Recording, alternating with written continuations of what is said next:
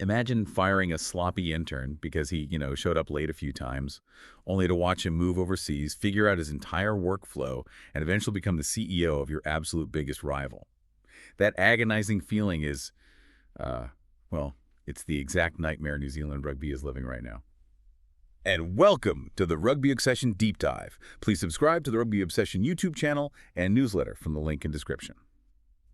Today, we're on a mission to explore a totally fascinating progressive solution to one of New Zealand Rugby's biggest modern dilemmas. We're looking at some insights from legendary All Black and Rugby World Cup winner John Kirwan, who's proposing a radical shift in how New Zealand retains its talent. Yeah, and honestly, it is an incredibly exciting prospect for the future of the sport. It really is a massive paradigm shift. What Kirwan is suggesting challenges the absolute bedrock of how New Zealand Rugby, or NZR, operates today. Because to understand why his proposal is so revolutionary, you first need to look at the mechanics of the current rulebook. Which is basically a closed-loop economy, right? Yeah. Exactly. If you survey the landscape right now, unlike rival countries like South Africa or Australia, New Zealand operates under a strictly protectionist eligibility policy. It's like NZR is trying to run a walled garden, like Apple basically insisting you only use their software and their hardware. If you want to wear the famous black jersey, you have to stay home in the domestic system. You're strictly required to play for one of the 5 local Super Rugby teams. Yeah, that's spot on. The logic behind it has always been to protect the domestic broadcast value. If the best players are playing locally, the fans buy tickets, the broadcasters pay a premium, and, the union survives. But there are exceptions, though. There are, yeah. Rare, highly publicized exceptions. You have players with special pre-approved sabbatical clauses in their contracts. And just to clarify for anyone wondering how those sabbaticals actually work mechanically, because they're kind of a fascinating band-aid, it's essentially NZR allowing a superstar to go make a quick fortune overseas for 6 months so they don't leave permanently. Right, exactly. So you have Artie Savea, who has a special clause allowing him to play for a Japanese club while still being eligible for the test team. Or Rieko Ioane, who secured a short-term link-up with the Irish side Leinster. Precisely. But the thing is, those sabbaticals are reserved for the top 1% of the top 1%. Those are the absolute outliers. Right. Generally speaking, if you leave the New Zealand ecosystem, you are basically dead to the national selectors. You lose your All Black eligibility entirely. Which, that creates a massive structural flaw when it comes to player development. Because not everyone is a superstar at age 21. It creates this artificial pressure on the union to figure out exactly who is going to be a world beater right out of the academy. Oh, completely. It just completely ignores the reality of the late bloomer. And this is where Kirwan's recent discussion with ex-Springbok Victor Matfield gets so illuminating. Kirwan actually admits this himself, and he uses a perfect real-world example, which is Gibson-Park. Oh, yeah. Kirwan was actually coaching Gibson-Park at the Blues years ago, and he's remarkably candid about how the New Zealand system kind of failed to properly assess him. I love the imagery he uses here. He described a young Gibson-Park as being a bit loose, like a young surfy dude. Yes. Kirwan openly asked himself retrospectively, did this kid train as hard as he should have? Probably not. Did he turn up early enough? Probably not. He was raw. Right. He hadn't grasped the rigid professionalism required at that level yet.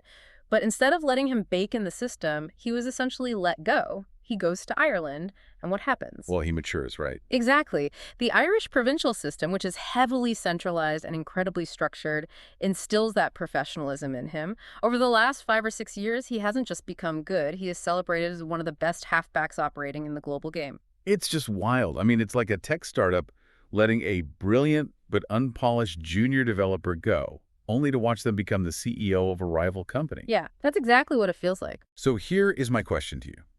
Halfback is notoriously a position that requires game management, immense decision-making, tactical maturity, like skills that inherently peak in a player's late 20s. Is the current all-black focus actually blinding them to these late-blooming fringe Super Rugby players? Without a doubt.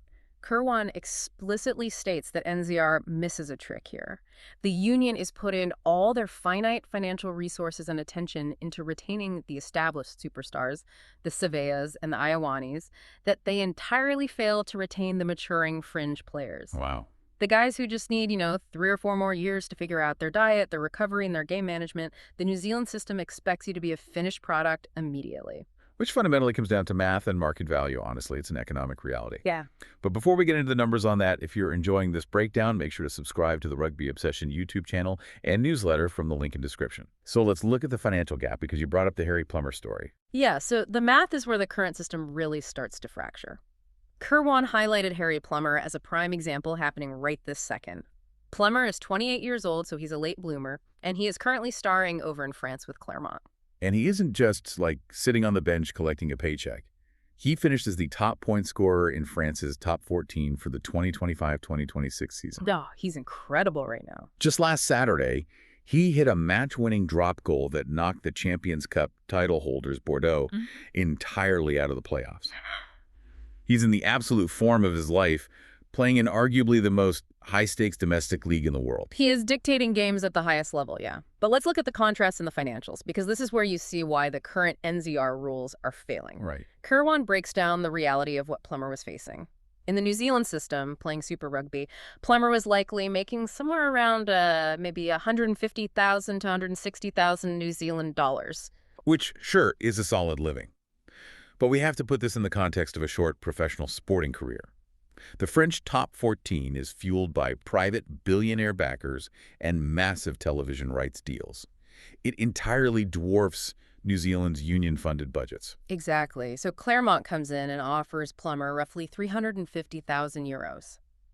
When you convert that, it is a staggering difference. It's life-changing wealth. Oh, absolutely. Because of the size of the New Zealand economy. I mean, it's a country of 5 million people trying to compete with European private equity. They simply cannot match that kind of financial firepower. But wait, looking at this structurally, there's a really frustrating double standard that Kirwan points out, and it revolves around the coaching staff. Right, the coaches. Look at Tony Brown.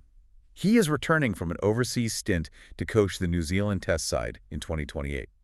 And crucially, he hasn't had to serve a mandatory stint at a local Super Rugby club to earn that spot. The union's justification is simply that he's one of the best available coaches, so the rules don't apply. If the system can bend to bring back the best minds, why are the players penalized for seeking their market value? Why is a player like Plummer completely shut out? It's a brilliant point, and it raises a vital question about resource allocation. Kirwan attempts to defend the coaching exception by arguing it's a matter of scale. Like, we are talking about bending the rules for a handful of elite coaches, maybe 5 guys, versus managing hundreds of players overseas. Okay, sure. But your point about Plummer being shut out hits at the absolute core of the crisis. Because it's not just Plummer. As Kirwan explains, there are 20 players leaving Super Rugby this year alone. 20. Wow, that is a massive systemic drain on the domestic talent pool. Yeah. You can't replace 20 seasoned professionals overnight. You can't. But the current economic model dictates that NZR must ruthlessly prioritize who gets those top contracts. Dave Rennie is sitting there making these selection deliberations, and it's a brutal zero-sum game. They look at the budget, and they have to say, who can we afford to keep? Plummer gets caught in that crossfire. He's on the fringe. He's getting exponentially better, and Kirwan argues he probably should have been on an all-black contract. Right. But he isn't. Exactly. Rennie can't even put him on the radar because Plummer isn't on a local contract. The money just isn't there to match Clermont, so New Zealand loses his talent entirely. It's like the global rugby market had gone open source, and players are just going to go where the hardware pays best. Fighting this global tide of money is pointless. So instead of fighting it, it's time to ride the wave. What is Kirwan's actual structural fix here? Kirwan's solution is incredibly positive, actually, and it fundamentally reshapes the geography of the sport. Yeah. He is pitching the creation of a hybrid competition. Okay. Think of it as something similar to the European Champions Cup, but tailored specifically for the Southern Hemisphere. Crucially, it would incorporate the South African franchises back into the mix alongside the local New Zealand and Australian teams. Okay, so bringing back that heavy international flavor. But how does that solve the eligibility crisis? Well, under this proposed system, those rigid protectionist rules we discussed earlier would evolve. Let's say a Kiwi player gets a fantastic financial offer and goes to South Africa to play for the Bulls. Right. Under the current rules, that player is dead to the All Blacks. But in this hybrid model, if that player is competing for the Bulls and they are playing against New Zealand clubs in this new cross-border tournament, they would remain fully eligible for All Black selection. Wait, really? Here is the real brilliance of Kirwan's idea, and this is the massive aha moment for me.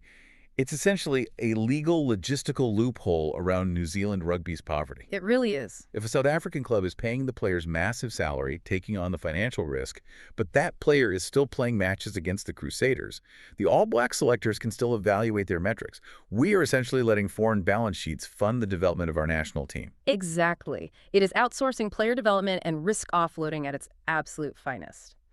The South African clubs are paying the wages, but New Zealand still gets to pick the player for the national team because they can measure them apples to apples against domestic talent. But I have to push back here. If we allow our absolute best players to go play for the Bulls in Pretoria, doesn't that completely devalue our own domestic Super Rugby product? Why would a family buy tickets to Eden Park to watch the Blues if their star halfback just left for South Africa? Right. Isn't Kirwan just sacrificing the local clubs to save the national team? That is the exact friction point, and it's a totally valid concern. You do risk cannibalizing the domestic club product, but Kirwan addresses this with a dose of brutal reality.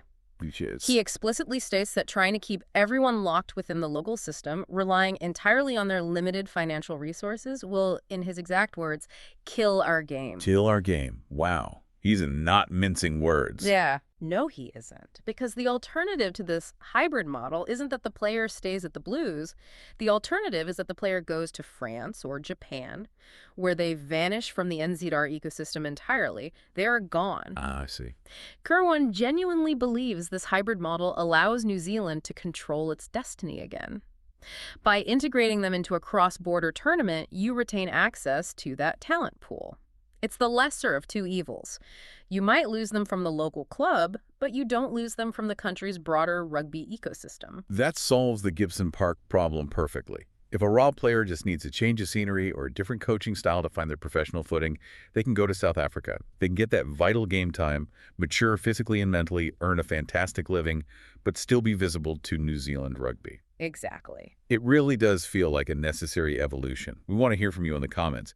Do you think a hybrid cross-border tournament is the perfect evolution for New Zealand rugby to keep their stars, or should they stick to tradition? You know, as you consider that, I think there's a broader philosophical issue at play here. As the global game expands and as franchise money continues to grow exponentially in Europe, legacy nations are going to have to make hard choices. If they don't find creative ways to adapt, like this hybrid model Kirwan is proposing, will the concept of purely homegrown national teams become a relic of the past? That is the ultimate question. The reality of modern professional sports might just be that you can't own the entire ecosystem anymore. You have to be willing to share the building if you want the best view. Don't forget to subscribe to the Rugby Obsession YouTube channel and newsletter from the link in description. And thank you for listening to the Rugby Obsession Deep Dive, and we'll look forward to you listening to our next